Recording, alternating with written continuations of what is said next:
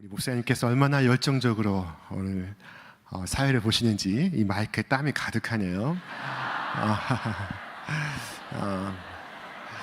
제가 잠깐 마이크 닦고서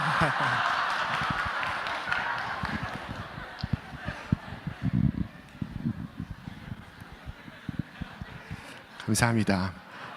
저도 그럴 때가 있었습니다. 오늘 8월 첫 주에 주님 앞에 나오신 여러분 주의 이름으로 환영하며 축복합니다. 우리 옆 사람 바라보시며 인사하시겠습니다. 당신은 주님의 큰 기쁨이십니다. 네, 감사합니다. 요즘 한 지붕 아래 살면서도 얼굴을 마주하기가 참 어려울 때가 많습니다. 여러분 그렇지 않습니까? 같은 식탁에 모처럼 앉았지만 그러나 각자 손에 휴대폰을 들고 있는 경우도 많습니다. 가까이 있다고 해서 다 가까운 것은 아닙니다. 여러분과 하나님 사이는 어떻습니까? 기도는 하나님을 가까이 하는 것입니다. 하나님을 가까이 함이 없다면 그것은 기도의 모습은 있을지언정 기도라고 볼 수는 없습니다. 어떤 분은 말합니다. 저는 매일 기도합니다. 그러십니까? 좋습니다. 그렇다면 한 가지만 묻겠습니다. 여러분이 기도하는 동안 하나님을 가까이 하셨습니까? 만약 그렇지 않다면 기도를 드렸을지라도 기도를 드린 것은 아닙니다. 하나님께 가까이 나아감이 없다면 하나님이 받으실 만한 기도를 드린 것은 아닙니다. 그럼 하나님께 가까이 나아감은 무엇을 의미하는 것일까요? 어느 날 세리와 바리새인이 오늘처럼 성전에서 함께 기도하고 있었습니다. 자, 세리는 차마 눈을 들지 못했습니다. 그는 가슴을 치며 울며 기도했습니다. 하나님이여 불쌍히 여기소서 나는 죄인이로소이다. 세리는 하나님 앞에서 낮아지고 있습니다. 하나님의 임재 앞에 떨고 있습니다. 땅에 엎드러져 있습니다. 그의 마음이 죄를 지었습니다. 그래서 그는 그의 가슴을 쳤습니다. 그의 눈이 그로 하여금 방황하게 만들었습니다. 그러므로 그는 차마 눈을 들지 못했습니다. 이 죄에 대한 예민한 의식과 깊은 슬픔, 이 죄의 짐을 벗어버리고자 하는 간절한 소원, 그리고 하나님의 용서와 자비를 구하는 그 가난한 마음, 이 모든 것이 세리의 기도에 담겨 있었습니다. 그러나 바리새인은 그와 달랐습니다. 성경은 말씀합니다. 바리새인은 서서 따로 기도하여 이르되 하나님이여 나는 다른 사람들 곧 토색, 불의, 간음을 하는 자들과 같지 아니하고 이 세리와 같지 아니함을 감사하나이다. 이 바리새인의 기도는 찬사와 비방으로 이루어져 있습니다. 기도의 절반은 자신에 대한 찬사요, 기도의 절반은 다른 사람에 대한 비방입니다. 바리새인과 세리의 기도는 이렇게 달랐지만 그러나 이 두 사람에게는 공통점이 있었습니다. 그것은 둘 다 죄인이라는 사실입니다. 하나님 앞에서 모두가 죄인입니다. 다만 용서받은 죄인과 용서받지 못한 죄인만 있을 뿐입니다. 오늘 세상에는 의인은 없습니다. 하나도 없습니다. 오직 하나님께 용서받은 죄인과 용서받지 못한 죄인이 있을 뿐입니다. 이 두 사람에 대하여 주님은 이와 같이 말씀을 하십니다. 내가 너희에게 이르노니 이에 저 바리새인이 아니고 이 사람이 의롭다 하심을 받고 그의 집으로 내려갔느니라. 무릇 자기를 높이는 자는 낮아지고 자기를 낮추는 자는 높아지리라. 자, 지금 하나님과의 거리가 표현되어 있습니다. 주님은 바리새인을 가리켜 저 바리새인이라고 말씀하시고 세리를 가리켜 이 사람이라고 말씀하고 있습니다. 지금 바리새인은 성전의 중심에 있으며 세리는 저 성전의 구석에 있습니다. 그러나 주님은 가리키기를 저 바리새인이라고 말씀하시고 이 사람이라고 말씀하십니다. 바리새인은 주님과 저만큼 멀고 세리 있는 주님과 이처럼 가까이 있습니다. 기도는 하나님을 가까이 하는 것이라고 했습니다. 지금 두 사람이 성전에서 기도하고 있습니다. 그러나 한 사람은 주님으로부터 멀고 한 사람은 주님과 가깝습니다. 하나님을 가까이 하는 것은 저 예배당 문을 통과하여 이 회중석으로 들어오기 때문이 아닙니다. 그렇지 않습니다.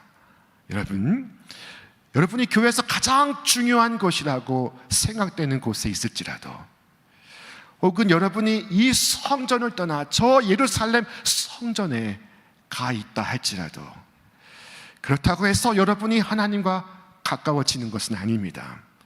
때로 예배당에 가까이 있을수록 하나님께 더 멀리 떨어져 있을 수 있습니다. 예배당 한가운데 있으면서도 하나님 앞에 있지 않을 수 있습니다.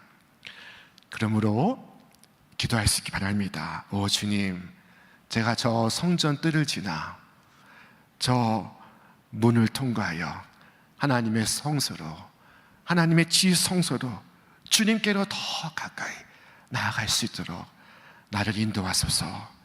제게 기도의 영을 부어주시어 주님께로 더 가까이 나를 이끌어 주옵소서. 흥미로운 점은 바리새인은 기도하면서 세리를 곁눈질하고 있었다는 것입니다. 하나님이여, 나는 저 세리와 같지 아니함을 감사하나이다. 그는 자신을 높이려고 옆 사람을 깎아내리고 있습니다. 그러나 세리는 어떠했습니까? 바리새인이 무슨 말을 하든 그는 틀림없이 바리새인의 기도를 들었을 것이나 그는 그를 향하지 않습니다. 그는 바리새인을 언급조차 하지 않았습니다. 주님, 저도 저 바리새인처럼 태어날 수 있다면, 저도 저 바리새인과 같은 금수저로 태어날 수만 있다면 저는 이 세리와 같은 직업을 갖지는 않았을 것입니다. 상황이 저를 이렇게 만들었습니다. 시대가 저를 이렇게 만들었습니다 라고 말했을 수도 있었습니다. 그러나 그는 그와 같이 말하지 않았습니다. 바리새인이 어떠하든지 그는 주님 앞에서 그의 진실을 말하고 있었습니다. 하나님 앞에서 자신을 돌아보며 자기의 진실을 주님께 고하고 있습니다. 그 사람을 신경 쓰고 기도하지 않았듯이 우리가 그처럼 기도할 수 있다면 우리 하나님과 더 가까워질 수 있을 것입니다. 주님께로 더 가까이 나아갈 수가 있을 것입니다. 우리는 기도를 인도할 때 때로 사람을 의식할 때가 많습니다. 우리 어른들 예배에 대표 기도하는 분이 있었습니다. 자, 이분은 예배 시간에 이렇게 기도했습니다. 주여, 오늘도 부족한 저희가 감개 무량한 마음으로 주님 앞에 부복하였사오니 각골 난망의 은혜를 마음판에 새기며 어지러운 시대를 향하여 온고지신의 지혜와 유비무한의 자세로 나아가며 우리 교회가 일치월장하여 대기만성의 큰 그릇으로 쓰임받게 하옵소서. 하나님은 우리의 어휘력에 감동을 받으시는 분이 아니심에도 불구하고 그의 진심은 화려한 문자 뒤로 가려져 있습니다. 하나님과 그 사이는 멀기만 합니다. 또 어떤 경우에는 이렇게 대표 기도하는 분이 있습니다. 주여, 다음 주 수요일 오후 7시 30분 비전센터 2층 202로 그곳에서 우리 셀 모임이 있사오니 다들 참석하게 하시고 주일에는 4시 40분 식당 봉사가 있사오니 한 사람도 빠짐없이 참석하게 하옵시고.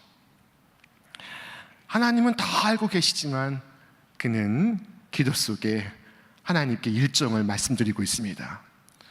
주님은 이미 다 알고 계십니다. 이는 어쩌면 하나님을 가까이 하는 것이 아니요 사람을 가까이 하는 것입니다. 사랑하는 여러분, 사람 앞에 서지 마시고 하나님 앞에 서시기 바랍니다. 하나님 앞에 서는 훈련을 하시기 바랍니다. 성경은 말씀합니다. 백성들아, 시시로 그를 의지하고 그의 앞에 마음을 토하라. 슬프게도 기도하는 사람은 많지만 하나님 앞에서 그 마음을 토하는 사람은 많지 않습니다. 사람을 의식하는 장식을 버리고 하나님을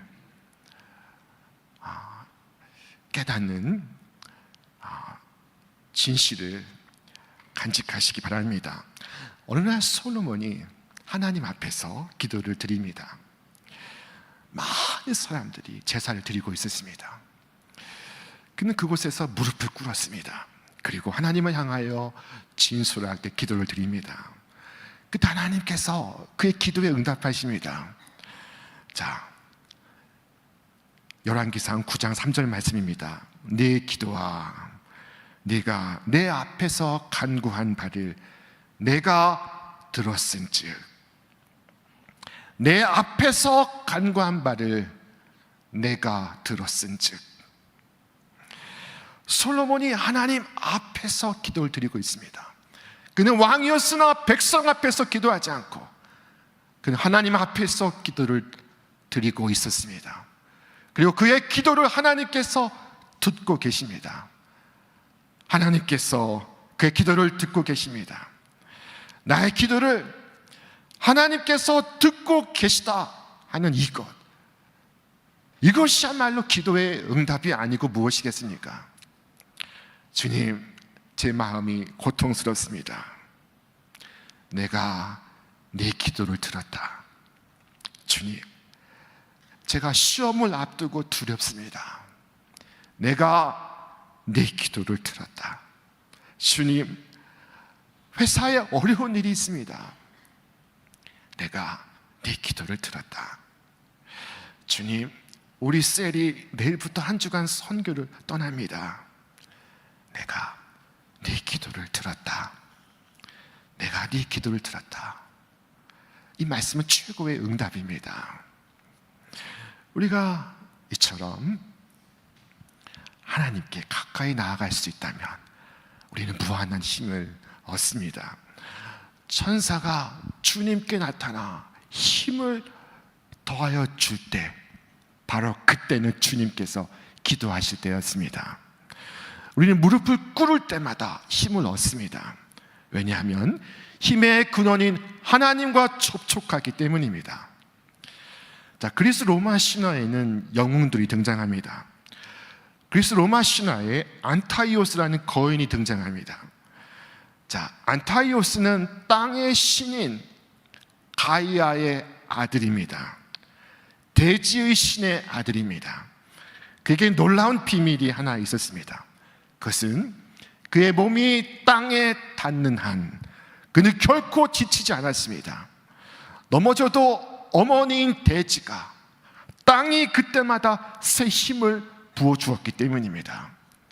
어느 날 영웅 헤라클레스가 이 거인 안타이오스와 맞붙게 되었습니다. 헤라클레스는 있는 힘을 다하여 안타이오스를 땅에 업어 맺혔습니다. 그런데 이상한 일이었습니다. 쓰러뜨리면 쓰러뜨릴수록 거인은 오히려 더 힘차게 일어나는 것이었습니다. 땅에 내동댕이 쳐칠 때마다, 그의 몸이 대지에 닿을 때마다 그는 새 힘을 얻었기 때문입니다. 아무리 넘어뜨려도 헤라클레스는 안타이오스를 이길 수가 없었습니다. 마침내 헤라클레스는 이 싸움의 비밀을 알게 되었습니다. 그는 거인을 땅에 내치는 대신에 두 팔로 번쩍 들어 올렸습니다. 발이 땅에서 떨어지는 그 순간 안타이오스는 힘의 근원을 잃고 말았습니다.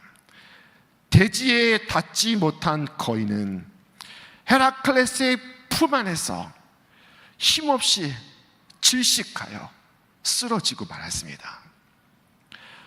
여러분, 이 그림을 보실 수가 있을 것입니다. 사랑하는 여러분, 믿는 자에게는 이와 같은 힘의 근원이 있습니다. 곧 우리가 무릎을 꿇는 자리입니다. 곧 우리가 하나님과 접촉하는 자리입니다. 하나님과 가까워지는 자리입니다. 우리가 넘어지고 실패할지라도 우리가 그 자리에 닿기만 하면 우리는 다시 일어설 수 있습니다. 우리는 새 힘을 얻을 수 있습니다. 무릎 꿇는 자는 결코 패배하지 않습니다. 주님 앞에 눈물로 나아가는 자는 결코 낙심하지 않습니다. 그러나 이것을 잊지 마십시오. 안타이오스가 땅에서 들려 올려졌을 때 힘을 잃었듯이 우리의 모습도, 우리 자신도 기도의 자리에서 떨어지는 그 순간 우리는 힘을 잃게 되고 말 것입니다. 원수가 가장 바라는 것이 바로 이것입니다. 우리를 그 은혜의 자리로부터 떨어뜨리는 것입니다. 원수는 이 싸움의 비밀을 알고 있습니다. 그러므로 여러분의 기도를 방해할 것입니다. 여러분, 기도의 그 자리로 돌아가시기 바랍니다.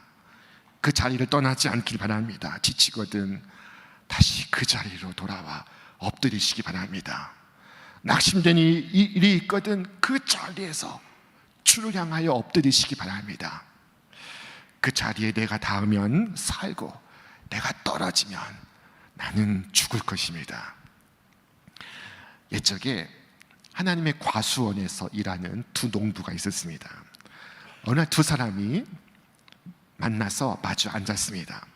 한 사람 얼굴에는 기쁨이 가득했고 다른 한 사람 얼굴에는 시름이 가득했습니다. 이 시름에 잠긴 형제가 먼저 입을 열었습니다.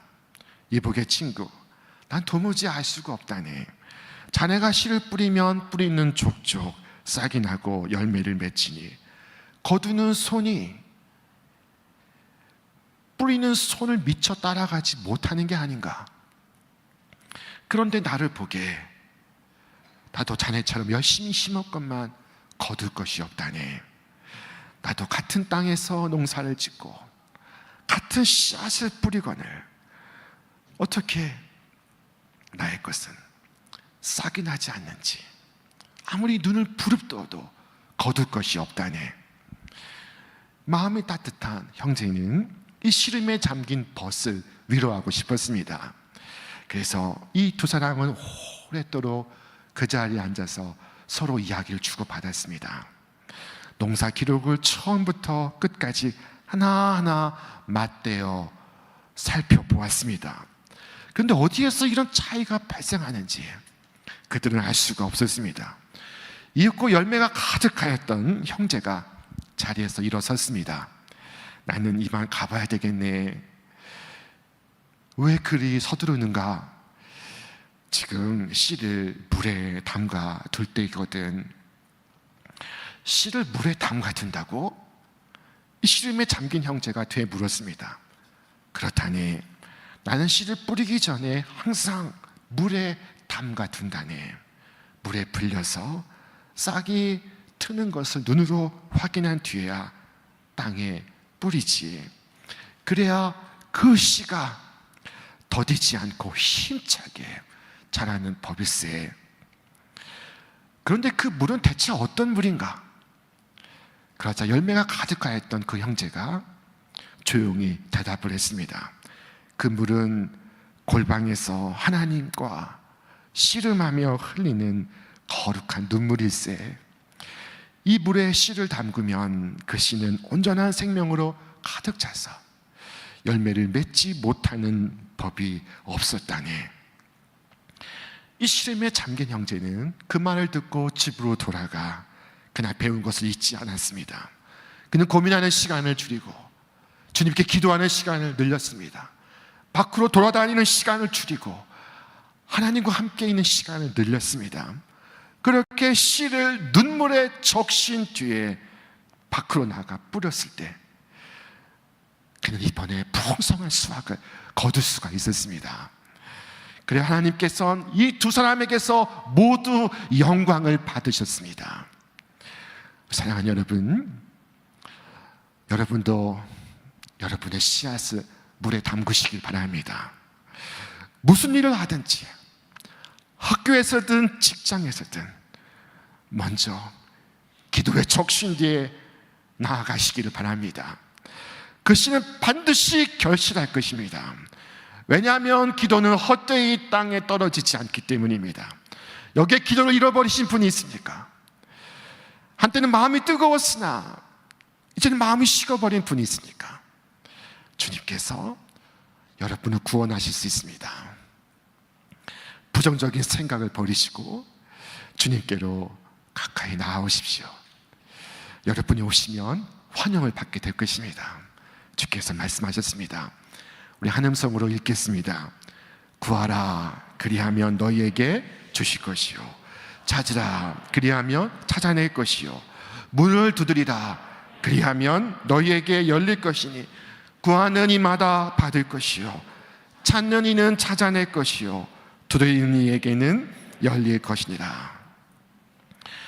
여러분, 하나님의 보좌 앞으로 가까이 나아가는 그 길이 어렵다면, 보안 장치가 삼엄하다면, 수많은 단계와 절차를 거쳐야 한다면, 비밀번호가 필요하다면 과연 몇 사람이나 그 문을 통과할 수가 있겠습니까?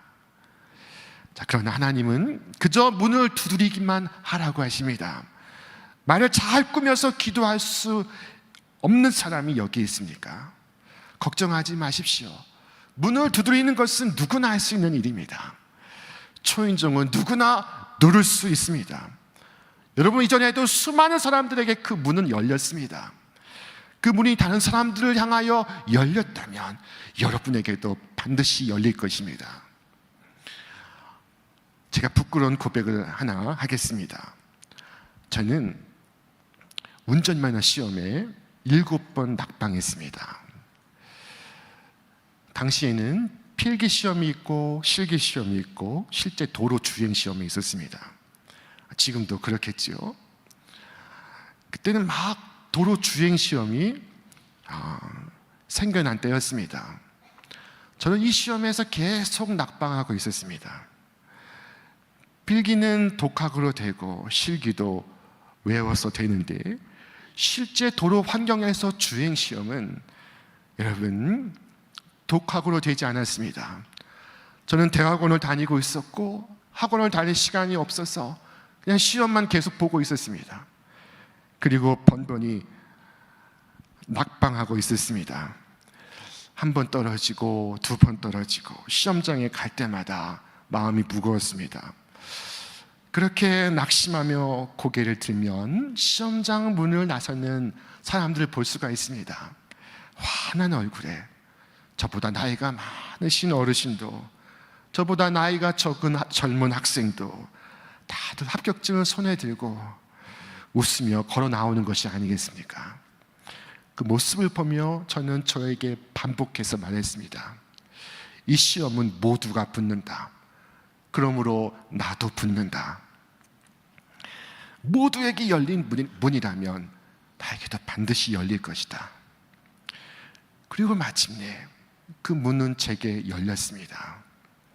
그리고 저는 그 문을 지나 새로운 세상을 경험했습니다. 사랑하는 여러분, 시험의 문도 계속 두드리면 열립니다. 그런데 시험의 문이 아닌 약속의 문은 어떻겠습니까? 하나님의 약속을 믿고 두드리시기 바랍니다. 그러면 여러분 또한 아름다운 세계에 들어가게 될 것입니다. 하나님께서 여러분에게 그 세상을 주시기를 기뻐하십니다. 상상하지 못했던 세상을 주기를 원하십니다.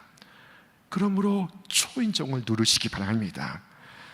하나님께 큰 자비를 베풀어 주시기를 구하되 단지 나의 필요를 따라 주시기를 구하지 마시고 그리스도 예수 안에서 하나님의 은혜의 풍성함을 따라 내게 주시기를 구하시기 바랍니다. 성경에 야고보라는 사람이 있는데 그에 관한 전설이 교회 역사 속에 전해져 내려옵니다. 그것은 그의 무릎이 낙타 무릎과 같았다는 것입니다. 그가 얼마나 기도를 많이 했든지 두 무릎이 낙타의 무릎처럼 굳은 살이 박혀서 딱딱하게 변했다는 것입니다. 꿇고 또 꿇고 엎드리고 또 엎드려 그 무릎이 낙타의 무릎과 같이 되어버린 것입니다. 이것은 전설이지만 전설은 진실의 토대를 두는 경우가 많습니다. 자, 여러분, 야고보라는 한 성자가 어떻게 무릎으로 그의 삶을 살아갔는지, 얼마나 기도의 사람이었는지 이 짧은 이야기가 우리에게 일러주고 있습니다. 사랑하는 여러분, 이와 같이 기도하는 사람을 어디에서 찾을 수 있을까요? 골방에서 문을 닫고 하나님과 씨름하는 사람을 어디에서 찾을 수 있겠습니까? 내 영혼의 구원을 위하여, 이웃의 구원을 위하여 눈물로 씨를 적시는 사람을 어디에서 만나볼 수 있습니까? 무릎이 닳도록 주님 앞에 엎드리는 사람, 그런 사람들은 이 땅 어디에 있습니까? 주님께서 과연 그런 사람을 어디에서 만날 수가 있겠습니까? 말을 화려하게 하지 못해도, 사람들 앞에 큰 소리로 기도하지 않아도 주님 앞에 자기 진실을 구하는 사람, 그 사람이 바로 여러분이 되기를 바랍니다. 무릎을 꿇고 진실하게 하나님께 나아가는 사람, 그 사람이 바로 여러분이기를 바랍니다. 기도는 무릎을 꿇음으로써 힘의 근원에 닿는 것입니다. 하나님께 가까이함이 내게 복이라 성경을 말씀하고 있습니다. 잠들게 가까이 나아가는 자들, 지치고 곤고한 삶의 자리에서 주님을 바라는 자들, 주님께서 그 큰 은혜와 자비로서 일으켜 세우실 것입니다. 그는 놀라운 부활의 능력을 경험하게 될 것입니다. 이 8월의 첫 주일, 주님께로 더 가까이 나아가기를 결단하시는 여러분 위에 이제와 영원토록 하나님의 한없는 자비가 여러분과 함께 하시기를 주님의 이름으로 축원합니다. 우리 이 시간 우리 말씀을 생각하며 함께 기도하겠습니다. 자, 사랑하는 여러분, 오늘 성경은 우리에게 말씀하고 있습니다. 하나님께 가까이함이 내게 복이라. 우리는 살면서 나의 무력함을 절감할 때가 많습니다. 살면 살수록 더 많이 절감하게 될 것입니다. 그러나 여러분, 기도는 무릎을 꿇음으로써 다시 힘의 근원에 닿는 것입니다. 오늘도 참되게 나아가면 지치고 곤고한 삶의 자리에서 다시 일으켜 세우시는 하나님의 전능하신 능력을 경험하게 될 것입니다. 우리 시간 주여를 한번 부르짖고 우리 간절히 우리의 마음으로 주님께 나아가겠습니다.